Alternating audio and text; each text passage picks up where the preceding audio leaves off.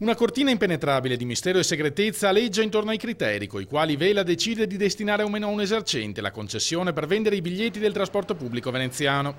A puntare il dito contro la municipalizzata è Marina Fugazzaro, edicolante di Viale San Marco, che lo scorso 13 luglio aveva ottenuto la licenza dopo averla richiesta per anni.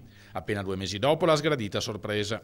Al 16 settembre del sempre 2016 mi è arrivata una raccomandata firmata dal direttore generale dottor Monaco che veniva chiusa la mia concessione. La motivazione a tuttora non la so ancora. Ho presentato diverse richieste di chiarimenti ed incontri con la società, racconta la commerciante, per capire cosa fosse cambiato in quei 2 mesi, ma mi è stata negata ogni spiegazione. Io, essendo edicola, la domenica sono aperta, i tabaccai vicini sono chiusi. E alla domenica un turista, un utente qualsiasi non riesce a fare un biglietto, perché non ci sono negozi che glielo possono dare. Il tram, qui passa il tram non fa biglietti a bordo, non è più un autobus dove l'autista poteva farteli.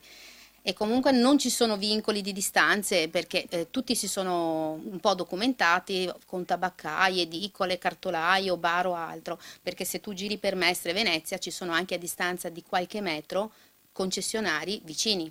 Una mancanza di trasparenza da un lato e di buonsenso dall'altro che ha fatto nascere qualche sospetto. Sulla vicenda è stata presentata un'interrogazione da parte del Movimento 5 Stelle. Per evitare favoritismi, scrivono i grillini nel loro blog, i concessionari andrebbero scelti tramite bandi di gara, tenendo presente innanzitutto l'interesse dei cittadini di non trovarsi mai senza il biglietto in tasca.